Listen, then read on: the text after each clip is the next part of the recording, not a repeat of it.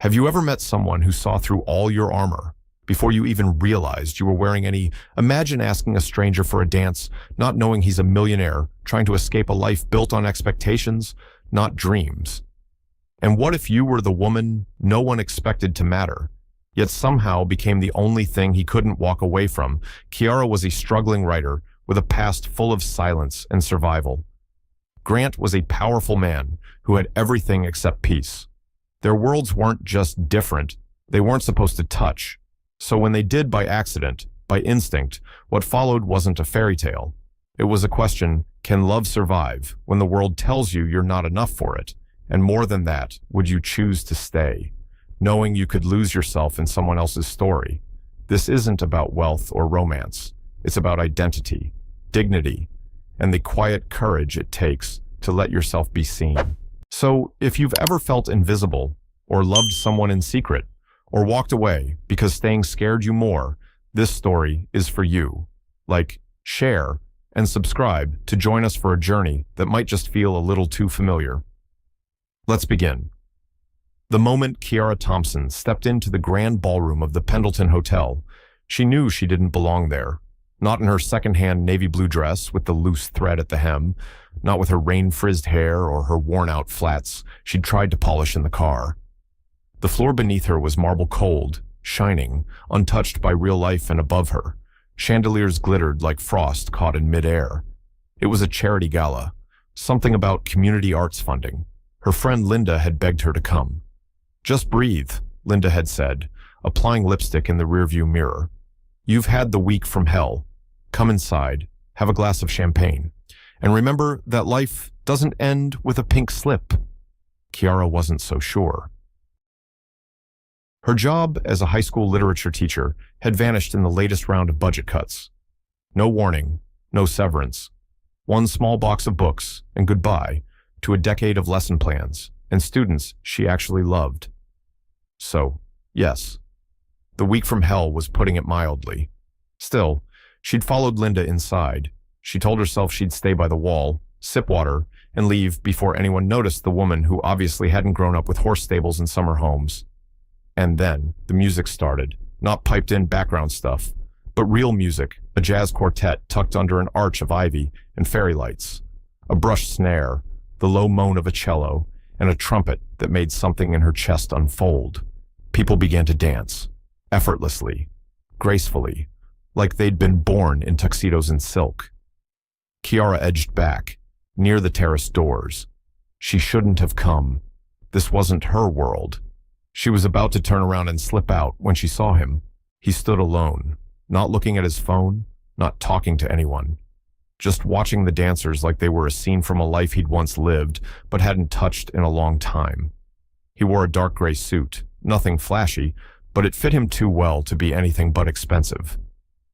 His tie was slightly loosened, his jaw clean-shaven, and there was something about his stillness that caught her. He didn't look bored. He looked wistful. Before her mind could object, her feet moved. She crossed the polished floor like she had every right to be there and stopped a few feet from him. "Excuse me," she said, her voice soft but steady. The man turned. Up close, he had blue-gray eyes that made her think of storm clouds rolling over the Sound, and the kind of face people would call striking in an understated sort of way. "I know this is a little strange," she added quickly, "but would you dance with me?" His eyebrows lifted slightly. "You don't know me." "No. And I don't expect anything, just one song. I promise not to talk your ear off." There was a moment, a long breath of hesitation, and then he smiled. Not the smirk she expected, but something smaller, gentler. "One song," he said. "I think I can handle that." He offered his hand. It was warm, firm, unhurried. She took it before her nerves could catch up with her mouth. The music swelled, something slower this time, the kind of tune that wrapped itself around your ribs and tugged. He guided her to the floor, one hand on her waist, the other still holding hers. There was enough space between them to breathe, but not enough to hide. "I'm Kiara," she said quietly. He nodded. "Grant, just Grant." No last name, no title. Thanks for saving me from standing alone, she added, her smile apologetic. I doubt you ever look alone, he replied, so low she almost missed it. They danced. Neither of them spoke for a while, and yet it didn't feel awkward. His hand moved with hers like they'd done this a dozen times before, maybe in another life. They had. The song ended, but he didn't let go. Another, he asked, voice rougher now. She nodded. 2 more songs slipped by, the room fading around them. The laughter, the lights, even the tapping heels of other dancers, all background to the quiet world that formed between them. When they finally stepped off the floor, they were breathless. Kiara's cheeks ached from smiling. He led her toward the open terrace. Outside, the Seattle skyline stretched in glinting gold and slate. The air carried a whisper of the rain that had fallen earlier, and she wrapped her arms around herself to keep warm. Let me guess, she said, watching the lights. You're a hedge fund guy, or you build apps, or maybe secretly a senator's son. Grant laughed, low and real, none of the above. Then what do you do? He glanced at her, amused. What do you think I do? She tilted her head, pretending to think. You seem like the kind of man who's either pretending to be rich to impress people, or actually rich, but pretending to be normal. He raised a brow. That's oddly specific. I write. She shrugged. You learn to read people. You're a writer. Trying to be. Mostly I collect rejection emails. There was a pause. A beat of quiet. Then, for what it's worth, he said, you're the most interesting thing I've seen here all night. Kiara's stomach did a small flip. She shook it off. You're good at this. I'm not trying to be. From inside, a voice called, sharp and clipped. Mr. Calloway, we're ready for you. Kiara turned. Mr. Calloway Grant's jaw tensed slightly. Sorry, he said. That's me, Calloway, like Grant Calloway. He nodded once, her breath caught. You're the Grant Calloway Equity, the guy who... Yeah, he said quietly. That one. Kiara stepped back, her voice suddenly smaller. I just asked a millionaire to dance. You didn't know. I liked that. She stared at him, caught between too many feelings. The wind lifted a strand of hair across her face. I should go, she whispered. Kiara. No, it's fine. Thanks for the dance. Good luck with your empire. He watched her leave, the sound of her footsteps fading, her silhouette disappearing into the elevator. Behind him, the ballroom buzzed. His assistant called his name again, but Grant didn't move. He was still watching the door she had walked through, and he already knew he wasn't letting her go that easily. By the time Kiara Thompson got home that night, the rain had picked up again. It tapped gently against the windows of her second-floor walk-up, like a reminder that real life hadn't paused while she was spinning across polished marble with a man she didn't truly know. The apartment was quiet, dim, and too cold. She didn't bother turning on the lights. Just dropped her purse on the small wooden table near the door and kicked off her shoes with a tired sigh. Everything about her place was small. The kitchen barely had room for one person to turn around in. The living room was mostly bookshelves and a sofa with stuffing trying to escape one armrest. A patchwork quilt her mother had made lay crumpled in the corner. She didn't mind the size, but lately, the walls had started to close in like they were shrinking with every rejection email and every day she didn't have a place to go in the morning. She pulled her damp dress over her head, folded it neatly, and changed into an oversized sweatshirt. Then she sat on the couch and stared at the dark window. For a while, all she could think about was the dance, how his hand had felt steady on her waist, how his eyes hadn't drifted, hadn't checked the room like everyone else's, how he'd listened, not just nodded, but listened when she spoke. And then the name, Grant Calloway. She didn't follow the business world much, but even she had heard of him. The youngest self-made multimillionaire in the Pacific Northwest, Calloway Equity, known for clean investments and low media presence, the kind of man whose face never needed to smile on a billboard because his influence did the talking. Why hadn't he said something? Why hadn't she asked? Kiara pulled a blanket over her lap and reached for her laptop. The screen flickered on, showing the same open document she'd been staring at for 3 days. A short story she couldn't finish, a paragraph that read like someone else had written it. She closed it. It wasn't the story she wanted to tell tonight. The next morning, Kiara made coffee the way she always did, 2 scoops of the cheapest ground blend from the corner store, a splash of almond milk, and a silent prayer it wouldn't taste like regret. She sat at the small round table near the window and scrolled through job listings. Again. Teaching jobs were scarce. Freelance writing gigs were even worse. Everything wanted a portfolio, a decade of experience, a social media following, and an ability to write 3 articles in 1 hour. She checked her bank account, and then she didn't want coffee anymore. Around 10, her phone buzzed. It was her mother's nurse, reminding her of the next appointment.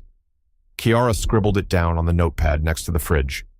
Her mother had been moved into assisted living 6 months earlier, and Kiara still hadn't gotten used to how quiet her own place sounded without the hum of her mother's favorite jazz station. She poured the rest of the coffee down the sink. By mid-afternoon, she was at the local library, buried in a corner between Fiction LM and magazines nobody read. It was one of the few places where time didn't press on her so hard. The smell of old books, the quiet shifting of pages, the distant click of keyboards comforting, familiar. She opened a new Word document, typed the words. The man didn't say his name, but he danced like he meant it, then deleted it. This was ridiculous. It had been one night, one dance, one passing spark between 2 people who were never going to share a morning cup of coffee, let alone a life. She leaned back in her chair and exhaled slowly. What was she doing? The world was full of people like Grant Calloway, charming, composed, untouchable, and people like her trying to find worth in rejection letters and late bills. No, she wasn't bitter, just tired. When she got home, there was a letter in the mailbox, a real one, handwritten. That alone made her pause. The envelope was cream-colored, no return address, her name written in tight, neat letters. Inside was a single card. You didn't know who I was, and that made everything real. If you ever want to talk, I'll be at Sycamore Books, Wednesday, 4 p.m. Just talk, nothing more. Grant. Kiara sat on the edge of her bed, the card held loosely in one hand. She read it again, then again. Part of her felt moved, seen. Part of her felt cornered. Why did he want to talk to her? What did he expect? What could she even say? Wednesday came too quickly. By 3:45, she was pacing the cracked sidewalk outside Sycamore Books, hands shoved deep into her coat pockets, trying to decide whether walking in was brave or just foolish. This was the part of the story where the girl either turns around and disappears forever, or walks in and asks for the ending she never thought she could have. At 3:58, Kiara opened the door. The bell above jingled softly, and there he was, sitting near the back, one leg crossed over the other, reading a paperback with a navy cover. No suit, no tie, just jeans and a charcoal sweater, but unmistakably him. He looked up and smiled. Not the charming, smooth kind of smile you give a crowd, but the kind you give a person, someone you've been hoping will show up. The smell of old wood and coffee lingered in the air at Sycamore Books, as it always did. The kind of scent that made Kiara Thompson feel like maybe time could be paused, if just for a little while. She stepped in quietly, brushing rain from her coat sleeve, her boots leaving faint damp prints on the wooden floor. The bookstore was small, cozy, and gently cluttered with character sunlight drifting through stained glass, jazz whispering from somewhere near the counter, and a cat curled on a velvet armchair like it owned the place. And there he was, Grant Calloway, seated at a back table by the window, paperback in hand, looking less like a business mogul and more like the man she'd danced with. His sleeves were rolled up, a half-full coffee cup beside him, and his eyes flicked up the second she entered. He smiled, not the kind of smile built for magazine covers or boardrooms, just a smile. Like he was genuinely glad she came. Kiara froze for a second longer than she meant to, then walked toward him slowly, her bag hugged close to her side. "Hey," she said. "Hi," he replied, standing up. "Thanks for coming." "I almost didn't." "I know," he said, without judgment. They sat across from each other. The space between them was small, but heavy. She stared at him for a moment, unsure where to begin. "So, Grant Calloway." He chuckled, scratching the back of his neck.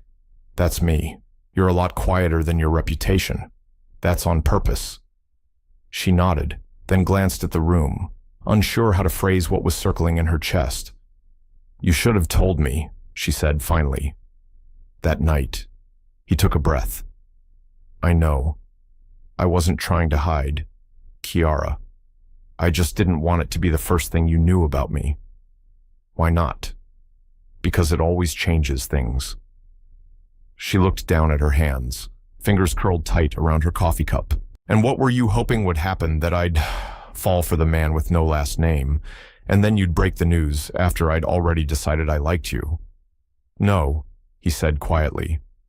"I wasn't hoping for anything. I was just trying to have one moment that didn't feel like a transaction." She didn't respond right away. From behind the counter, the soft whir of a milk steamer filled the space between them. "I've been poor most of my life," Kiara said finally, "and I've been lied to more times than I can count. So maybe I'm a little too quick to see silence as manipulation. I understand," he said, and to his credit, he didn't flinch. "But I also know," she added, her voice softer, "that I didn't walk across that ballroom to find a millionaire. I just saw someone who looked like he needed to dance as much as I did." Grant's expression changed. Something shifted in his jaw, something unguarded. For the first time since she sat down, he looked vulnerable. "Can I explain something?" he asked. "Depends how much corporate language it involves." He grinned. 0%. She raised an eyebrow. "All right then, go ahead." Grant leaned forward, elbows on the table. "My entire adult life has been built around control," he said. "Meetings, metrics, outcomes. I built a company from nothing. Kiara. I learned to read a room before I ever opened my mouth. I learned that people want what you can offer, not who you are." He looked at her then. Really looked. "But you asked me to dance without knowing anything. And for the first time in, I don't even know how long, I felt like I could just be. No resume, no press releases, just me." Kiara blinked. She wasn't expecting honesty to feel like that quiet, bare, steady. She didn't know what to say. So instead she asked, "Why here? Why this bookstore?" Grant smiled. "Because I Googled your name after that night. Found an old interview you did for the school paper. You mentioned this was your favorite place to write." She groaned. "God, that was from 5 years ago." "Still true?" he asked. She glanced around. The cat had shifted slightly. A child was giggling somewhere in the children's section. "Yeah," she said. "Still true. I wanted to meet you where you felt like yourself," he said. The words landed gently, but with weight, the kind that sticks in the chest. "I don't know what this is," Kiara said honestly, "or what you're expecting." "I'm not expecting anything," Grant replied, "but I'd like to get to know you, if you'll let me, as myself, not as Calloway Equity." She studied him, the calm in his voice, the way he didn't lean too far in or try to persuade, and something softened in her. "I don't date billionaires," she murmured. "That's fine. I don't usually date brave women who challenge me in bookstores." A pause. Then she smiled. "Just a little." "You hungry?" she asked. He tilted his head. "Always." "There's a taco truck 2 blocks down. It's not fancy. Perfect." As they walked out, the rain had stopped. Seattle looked softer somehow, like the storm had passed, and the city hadn't quite decided what to do with the calm. She didn't reach for his hand, but she didn't walk far from him either. The taco truck had string lights and a faded blue awning, chipped at the edges like it had been through every season twice over. They ate outside, standing at a narrow wooden ledge under a street lamp. Grant ordered carnitas. Kiara chose something vegetarian and didn't eat much of it. It wasn't the food. It was the quiet hum of something beginning and her deep, familiar fear of what might come next. Later that night, Kiara lay awake in bed, staring at the ceiling. The city hummed outside her window. She hadn't invited Grant up, hadn't even given him her number when they parted ways. It was with a smile and a vague, maybe I'll see you around, no promises, no next steps. And yet, her thoughts didn't let him go. He had been honest, or at least honest enough. He didn't try to impress her with wealth or fix anything. But that was the problem, wasn't it? He could fix things, with a phone call, a check, a signature. And Kiara. She had $238 in her account and an overdue phone bill sitting on the kitchen counter. She got out of bed, padded barefoot into the living room, and pulled open her laptop. The screen blinked to life, pale blue against the dark. She didn't check job listings. She opened a folder marked Manuscripts, then another one inside that read, Not Ready. She clicked a document called When the Rain Fell Differently. It was her most personal story, one no one had read, about a woman who never let anyone stay because she was too tired of watching people leave. Her fingers hovered above the keyboard. She didn't write. Instead, she closed the laptop and walked to the window. The next day, a letter arrived, handwritten again. I'm not trying to change your life. I just want to be in it, wherever you'll let me. Grant. No flourish, no ask, just that. She read it 3 times, then folded it carefully and slid it into her journal. 3 days passed before she called Linda. I need your opinion, Kiara said. That's never a good opener, Linda replied. What's going on? If someone was everything you swore you'd avoid, but also everything you didn't know you needed, what would you do? Depends. Are they emotionally available, or just rich and charming? He's both, I think. The dangerous type. Kiara sank deeper into the couch. I keep thinking it's a trap, like the second I let my guard down, I'll lose something. My sense of control, my independence. I don't know. Linda was quiet for a long time. Then she said, You don't have to marry him. Kai, you just have to decide if not trying feels worse than trying and getting hurt. That night, Kiara visited her mother. The assisted living home smelled like lavender and lemon cleaner. Her mother, once a music teacher, had once said, The saddest thing isn't making the wrong choice. It's never choosing at all. Kiara sat beside her, gently holding her hand. Her mother's eyes blinked slowly. She no longer remembered details, but she hummed when Kiara started speaking, as if the sound of her daughter's voice still mattered. When Kiara left the facility, it was raining again. She didn't rush. The rhythm of the drops against her coat, the glimmer of streetlights on wet pavement, it all felt strangely cinematic, like the city was waiting for her to make up her mind. She pulled out her phone, scrolled past texts, then stopped.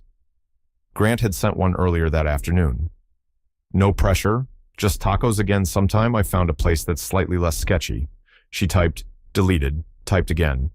Then she hit send. I don't do someday, but I'll do tacos again. The next evening, they met at a food stall tucked inside an old brick warehouse turned indoor market. No candles, no orchestras, just long wooden tables, the scent of roasted garlic, and mismatched chairs. They ate, talked, laughed more than she expected. At one point, Grant said something about his college roommate that made her laugh so hard she snorted. He didn't flinch, just grinned, wide and real.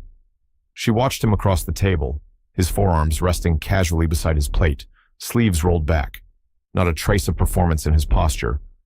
And for the first time, the ache in her chest loosened. She leaned in and said, Tell me something you've never told anyone. Grant hesitated. Then, when I was 14, I forged my dad's signature to audition for a school play. She blinked.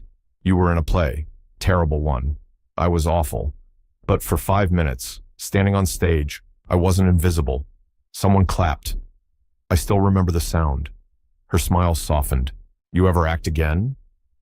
No, he said. I just turned my whole life into one. They sat with that truth for a while. Not every silence is awkward. Some are earned. As they left, the air had turned crisp, a hint of fall. Grant walked beside her, not touching, not rushing. When they reached her street, she stopped. "I'm still not sure about any of this," she said. He nodded. "That's fair. But," she added, "I don't want to walk away just because it's easier." "Then don't." She looked up at him. "I don't need fixing." "Grant, I don't want to fix you." "Then what do you want?" He smiled, soft and steady. "To keep showing up, until you believe I will." The first time Kiara Thompson invited Grant Calloway into her apartment, she did it without thinking. It was a Wednesday, late afternoon. She'd just gotten back from the library, hands full of secondhand books, one of which nearly slipped out of her arms and smacked her ankle. He had offered to walk her home, and for once, she hadn't protested. When they reached the front steps, she turned, keys in hand, and said, "I have coffee and a couch that doesn't entirely hate people." Grant smiled. "That sounds dangerously domestic." "Don't worry," she said. "It sinks in the middle. Nothing about it is permanent." Her apartment wasn't much, and she knew it. The floor creaked, the kitchen sink dripped. The artwork on the walls was mostly her own half-finished canvases and clipped poems she'd taped up for encouragement. But it was hers. And to her surprise, Grant didn't look out of place.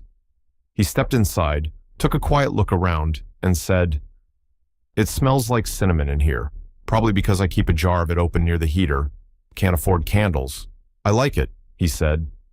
She raised a brow. "You like heater cinnamon?"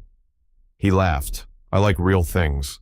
They sat on the sagging couch. She poured them both coffee, no cream, just sugar and a chipped blue mug that had once belonged to her mother. He didn't flinch at the mismatched furniture, didn't scan the room, or seem uncomfortable with the close quarters. He sat back, long legs crossed, and sipped his drink like he'd done it 100 times. That settled something in her. "You look tired," she said after a moment. "I am," he admitted. "There's something exhausting about pretending to care about things that don't matter." She looked over at him, like mergers and conferences and boardroom banter. "Exactly. I had a 3-hour meeting today about a building I don't even like. So why not walk away?" Grant was quiet for a long moment. "Because I built it. And because walking away feels like failure when the world's watching." Kiara nodded. She understood that, maybe more than he knew. "You ever think about quitting?" he asked. "All the time," she said. "Writing feels like screaming into a canyon. You never know if anyone hears you. But you keep doing it. I guess I'm still waiting for the echo." As evening slipped in, they sat in the warm hush that only comes when two people have stopped trying to fill the air. Kiara reached for a book she'd left on the side table. "Have you ever read this?" she asked. Grant leaned closer. "The Long Goodbye, Chandler." "One of my favorites," she said. Not because of the plot, but because of the loneliness between the lines. He took the book from her hands and thumbed through the pages. "I get that," he said. "Some stories don't have to be loud to break your heart." They read side by side for a while, their shoulders almost touching. Outside, the sun dipped low, painting long amber streaks across the windows. At one point, Kiara got up to warm more coffee. Grant followed her into the kitchen, leaned against the counter like he belonged there. "You cook?" he asked. "I microwave," she replied. He grinned. "Fair enough." She passed him the mug, fingers brushing. It was so casual, so domestic, so not the world either of them was used to. And yet, it felt more intimate than anything money could have bought. Later, Grant stood near the door, coat in hand, hesitant. "I should go," he said. "You could stay," she offered quietly, almost to herself. He looked at her, carefully, respectfully. "No rush." He said, "I'll be here, when you're ready." She nodded. And that night, when she went to bed alone, she smiled into the darkness, not because she was falling in love, but because for the first time in a long time, she wasn't falling alone. Over the next few weeks, They slipped into a rhythm that didn't need defining. Afternoons at bookshops, evening walks through quiet neighborhoods, shared meals, some burnt, some brilliant. He took her to an art exhibit in a converted warehouse and spent most of the time asking what she thought about the pieces. She brought him to her favorite corner diner, where the waitress called her darling and the coffee tasted like cardboard. Neither of them tried to impress. They just were. One Sunday morning, Kiara woke to a soft knock at the door. Grant stood there, holding a brown paper bag and 2 coffee cups. "I brought muffins," he said. They were out of everything else. She blinked at him, hair a mess, sleep in her eyes. "I'm not really presentable." "You're perfect," he said simply. They sat cross-legged on her living room floor, passing crumbs back and forth, arguing about favorite movie endings and whether or not breakfast was better at midnight. And somewhere between coffee and laughter, Kiara looked over at him and thought, this is what I forgot I needed. Not grand gestures, not fancy dinners, just someone willing to meet her exactly where she was. And stay. The first article came out on a Monday morning. Kiara didn't see it at first. She was making oatmeal and humming to herself when her phone buzzed with a message from Linda. "Have you seen what they're saying about you?" Kiara blinked at the screen, spoon in hand. "What do you mean?" Linda replied with a screenshot. "Mystery woman. Spotted with billionaire Grant Calloway. Is she the one behind his recent withdrawals from the board below?" It was a photo, grainy, clearly zoomed in, but undeniably her and Grant, sitting outside Sycamore Books, coffee cups in hand, leaning close. The headline made it sound like she was some manipulative schemer, pulling the strings of a man worth more than she could imagine. Kiara's stomach dropped. The article was full of speculation. Zero fact. All implication. It hinted that Grant had become uncharacteristically distracted in recent weeks, that he'd stepped away from a major tech acquisition, that he'd been seen frequenting lower-income neighborhoods. She dropped the phone on the counter and backed away like it had burned her. Grant called an hour later. "I'm so sorry," he said, breath heavy through the receiver. "I didn't think it would hit this fast." "What is this?" she asked. "Boardroom politics. Paparazzi. It's a mess. I'm trying to get it taken down. Do you think I did this?" Her voice cracked. "Do you think I called them what? No. Kiara, no. I know you didn't. This is just what happens when people can't control a narrative. They make one up." There was silence on the line.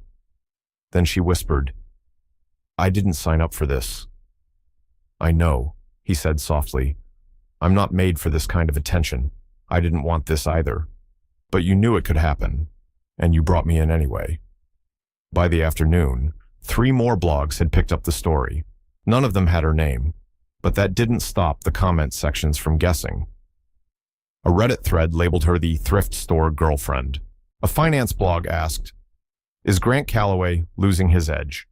The internet did what it always did. It chewed, spit, and moved on. But the marks it left stuck. That night, Grant came to her apartment. He looked worn out, not just tired, hollow. She didn't let him in right away, just stood in the doorway, arms crossed. "I'm sorry," he said again. "It's not just about you." "Grant," she replied, "they're tearing me apart, and I haven't done anything but drink coffee with you." "I can make this stop," he said. "But I need time. The press will lose interest once something bigger happens." "Until then," she asked. "I just hide no. We ride it out. Together." She shook her head. "You say that like you've had to live with your every breath being dissected. But I haven't. I'm not used to being a headline." His voice softened. "I know. I care about you," she said, voice breaking. "But I don't know if I can survive in your world." "Then let's make a new one," he said. She looked at him, this man with a million resources and no idea what it meant to feel exposed in all the wrong ways. She wanted to believe him, but all she could feel was the weight of eyes that didn't know her, judging her through warped glass. 2 days later, she received a hand-delivered envelope. Inside was an invitation, not from Grant, from Calloway Equity.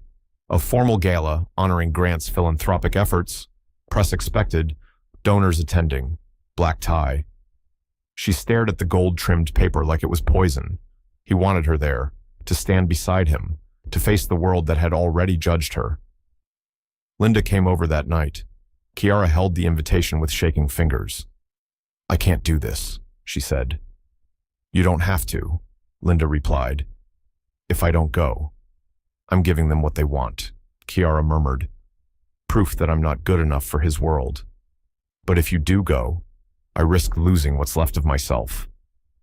Linda leaned forward, taking her hand. "Then maybe the question isn't, can you do this? It's, do you trust him to catch you if you fall?" Kiara swallowed hard. She didn't answer. She showed up that night, not because she was ready, but because she was tired of letting fear make decisions for her. Her dress was simple, deep green, with long sleeves, her hair in soft waves. She wore no diamonds, no designer heels, just herself. Grant spotted her the moment she stepped inside. He left the circle of executives without hesitation. "You came," he said, voice full of quiet awe. "I don't have any press training," she warned. "Good," he said. "That's why I wanted you here." The evening blurred. She smiled, nodded, shook hands.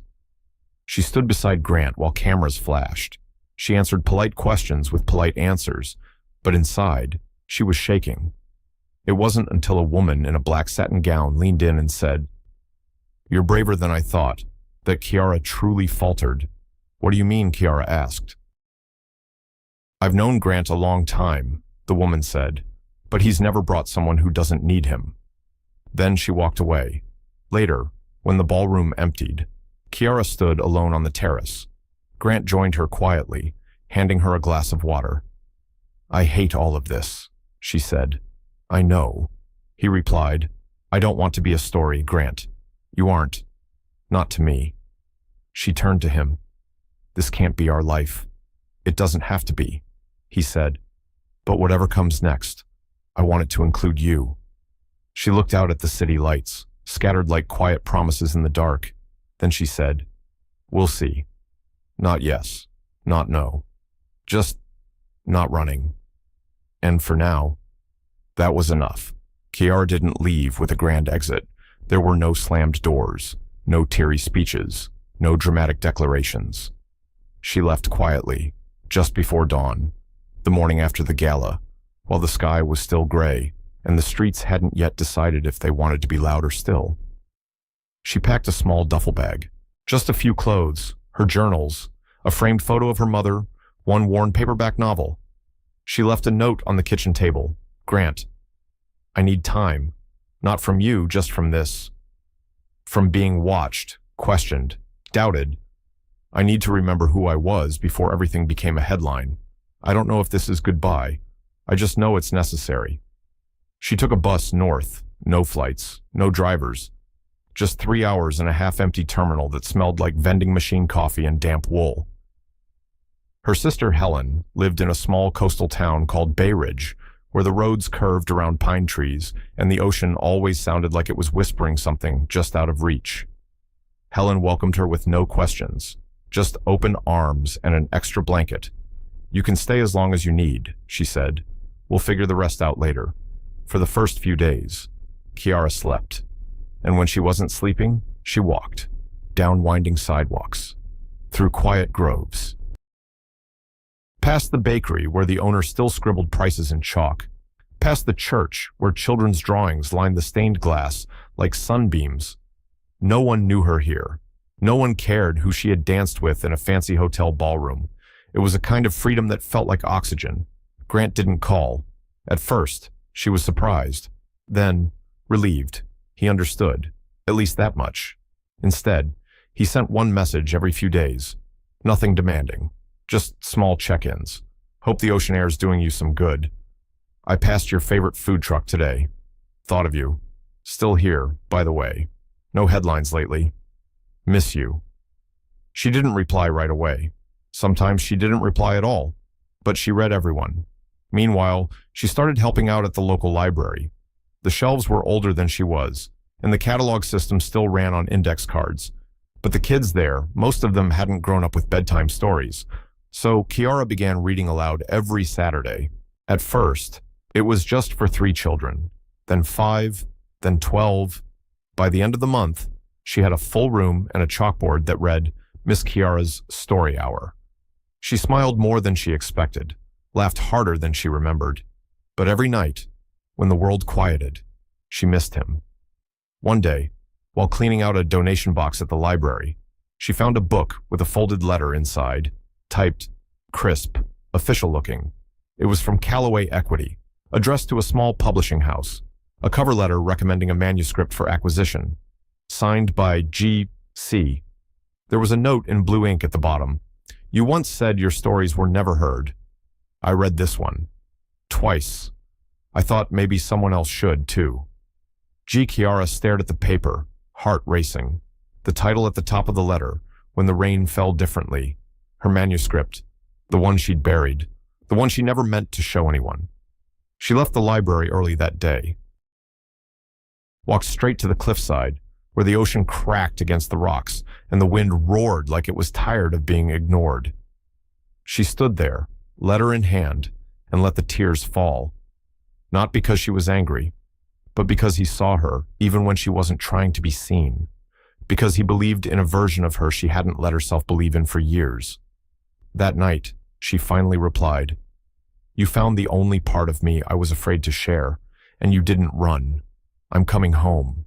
She didn't expect him to be waiting, but when she stepped off the bus in Seattle, duffel in hand, there he was. No limo, no driver, just Grant. Leaning against a light post with 2 cups of coffee and the softest look she'd ever seen on his face. You look good, he said. I feel better, she replied. Bayridge suit you. It reminded me of who I am. And who's that? She smiled. Someone who wants more than safety. Someone who wants something real.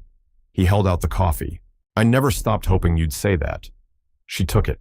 Their hands brushed. She didn't let go. They walked in silence for a while, side by side, like they had that very first night after tacos and paper plates. Then Grant said, You didn't say goodbye. I wasn't ready, she admitted. Are you now? No, she whispered. But I'm willing. He nodded. That's more than enough. Kiara sat on the small stage at Bramble and Birch, an independent bookstore tucked between an herbal shop and a used record store on the quieter end of Pike Street. She had a microphone in front of her, a glass of water by her knee, and a stack of books with her name printed across the cover, Kiara Thompson, bold and unashamed. The chairs were filled, not just by strangers, but by people who'd come from far outside Seattle, teachers, aspiring writers, a few local kids from Bayridge, holding copies like they were clutching treasure. She didn't remember the first paragraph she read aloud. But she remembered her voice not shaking. Her book, When the Rain Fell Differently, wasn't flashy. It wasn't a thriller or a romance with neat bows and guaranteed happy endings. It was quiet, honest. A story about a woman who kept losing the people she loved because she never believed she deserved to be kept. When the applause faded, she looked up and saw him, Grant Callaway. He stood at the back, in the last row, not in a suit, not trying to be noticed, just there. His arms were crossed gently over his chest, and he was watching her like she was something he'd wished for a long time ago and finally found in his own backyard. They didn't talk until hours later, after the event ended, after the photos and the signing, and the woman who whispered, Your book made me call my daughter. Kiara found him by the window display, where a string of fairy lights wrapped around a tower of her paperbacks. She didn't say anything. Neither did he, not at first. Then, finally I almost didn't come. She raised an eyebrow. Because you thought I didn't want you here. No, because I was scared I'd want more. And he smiled. I do. They walked outside together, where the air was crisp and the sidewalk was damp from rain. Do you remember what I said to you at the gala? Kiara asked, that this can't be our life? Yeah. He looked down, hands in his pockets. You were right, but I was also wrong, she said. He turned toward her. Kiara took a breath, steady and full. Because the truth is, I don't want a life that avoids discomfort. I want one that chooses what matters, even when it's messy, even when people whisper. Grant blinked. So where does that leave us? It leaves us here. She gestured between them, with a choice. He pulled something from his coat pocket, not a ring, not flowers. A folded letter, the one she'd left him on the kitchen table when she left. I read this every night, he said, holding it gently. Not because it made me feel better, but because it reminded me of how much you still needed to breathe. She nodded. I did. Do you still? She looked at the night sky above, the light from the bookstore windows behind her. No, she whispered. Now I want to exhale. With you. They stood in silence again, the kind that had always been their language. Finally, he asked, can I take you somewhere? Is it another rooftop gala? No. He smiled. It's quieter. They drove out of the city, past bridges and dark hills, past neon signs and quiet gas stations, until the pavement gave way to gravel, and Grant parked in front of a modest glass and cedar cabin, tucked beside a lake. Where are we? She asked. My mother used to bring me here, he said, before everything got loud. He opened the door and led her out onto a small wooden dock. The water below shimmered with moonlight, rippling gently like a second sky. I come here when I need to remember I'm not as important as I pretend to be, he said. She stepped to the edge of the dock, eyes closed, breathing in pine and earth and water. It's beautiful, she murmured. I want this to be part of our life, Grant said. Not because it's impressive, but because it's real. Kiara turned to him, heart steady in her chest. No press, no timelines, no defining what this has to be, she said. Only what it feels like. He agreed. She reached for his hand. He took it without hesitation. You once told me, she whispered, that you didn't want to be a transaction. He nodded. Well, she continued, you're the story I didn't think I'd get to write. That night, as they sat on the dock wrapped in one blanket, their feet dangling over water, Kiara leaned her head against his shoulder, and for the first time in a very long time, they didn't wonder if they belonged. They just did. The lake was still when morning came. Kiara woke before Grant did. The blanket wrapped around both of them loose from sleep. The horizon was blushing pink, the kind of sunrise you don't try to capture on a phone because somehow the camera always misses the softness. She stood quietly, stretching her arms toward the sky, breathing in pine-scented air like it was medicine. Somewhere across the water, a loon called once, low and melodic. Inside the cabin, she made coffee. No milk, just sugar. Grant shuffled in not long after, hair tousled, still half dreaming. You always wake up this early, he mumbled, rubbing his eyes. Only when life feels like something I don't want to sleep through, she said. He smiled, and it was the kind that settled her completely. They spent the weekend away from the world, no schedules, no deadlines, no news feeds, just books and long walks, mismatched mugs and shared silence. She read him a few pages from the novel she had just started outlining. He told her about a project he'd been secretly funding, a local program to support arts education in underserved communities. I never liked the spotlight, he said, but I like building things no one else sees. She nodded. That's what writing feels like, too. By Sunday evening, they were back in Seattle, not because they had to, but because they were ready. Grant had left the city differently than he'd return, less guarded, less performative, more sure of who he was when no one was watching. Kiara walked into her apartment like it was hers again, not a stopgap, not a place to hide, but a place to begin. The books were still there, so was the chipped blue coffee mug. She held it in her hands for a moment, thinking of the girl who had clutched it months ago, wondering if she was too much or not enough. She smiled. She knew better now. They didn't move in together right away. There were no quick engagements, no sweeping declarations. Instead, they made a plan. A small one. Wednesday nights at her place, takeout and books. Sunday mornings at his no phones, just long breakfasts and music on vinyl. They were two full people, choosing one another without needing to merge into something else. That, they decided, was more romantic than any fairy tale. The media eventually moved on. The articles faded, the whispers quieted. People always wanted a twist, but this wasn't a scandal. It was a slow burn, and slow burns don't sell headlines. Months passed. Kiara's second book went into editing. Grant started a mentorship program for young entrepreneurs who didn't come from wealth. They each kept their space, but more and more, their calendars started including each other's scribbled handwriting. One Tuesday, while they were grocery shopping, Grant looked down at the cart and said, "When did we start picking out tea like a married couple?" Kiara laughed. "Probably when you stopped pretending you didn't like chamomile." He grinned. "It's not bad. Don't tell anyone." She bumped her shoulder into his. The moment passed, ordinary and golden. One late fall evening, as they walked through Cal Anderson Park, bundled up in layers, Kiara asked, "Do you think it's possible to love someone too quietly?" Grant looked at her, considering. "I think real love is often quiet," he said, "but it doesn't mean it's weak. It's just steady." She nodded. "That's the kind I want." She said, "You have it," he replied, and she believed him. Not because he said it, but because he lived it. Months later, she received a letter in the mail, not from a publisher, not from a fan. It was handwritten, in loopy cursive, addressed simply to Kiara. "You don't know me, but I read your book in one sitting. My husband passed away last year.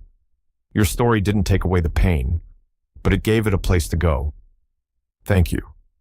That night, she cried softly on the balcony while Grant held her from behind, saying nothing. Because some things didn't need answers, just presence. 1 year after their first dance, they returned to the hotel ballroom. Same music, same chandelier. But this time, no secrets. Kiara wore navy blue. Grant, a tie he hated but wore because she liked the color. They didn't make an entrance. They just found each other on the dance floor when no one was watching. This time, she didn't ask. He simply held out his hand, and she said yes with her smile. They danced slowly, no spotlight, no music louder than the quiet rhythm of trust between them. She whispered into his ear, "Did you ever imagine it'd be like this?" He kissed her temple. "Not in 1,000 years," he said, "but I wouldn't change a thing." Sometimes, the most profound connections happen not when life is at its most polished, but when we're most real. Kiara and Grant's story reminds us that love isn't about perfection, status, or grand gestures. It's about presence, about showing up, especially when it's inconvenient, especially when we're afraid. As we age, we learn that what truly matters isn't how others see us, but how honestly we see ourselves. Kiara walked away, not out of pride, but to protect the parts of herself she hadn't yet learned to share. Grant didn't chase her with promises, he waited with quiet faith. From their journey, we're reminded that dignity and love are not opposites. You can hold your ground and still open your heart. You can start again, even after the world has tried to write your ending for you. So if you're still carrying old fears, or wondering if it's too late for something meaningful, know this: the right connection won't demand you become someone else. It will invite you to become more yourself than ever before. Because sometimes, the most beautiful chapter begins just when we think the story is done. Thank you for taking the time to listen to this story. If it touched something in your heart, or reminded you of a moment in your own life, we hope you'll carry that feeling with you. If you'd like to hear more stories that speak gently but deeply, please like, share, and subscribe to our channel. Your support helps us keep telling the kinds of stories that matter. Until next time, take care of your heart and take time to listen to others and to yourself.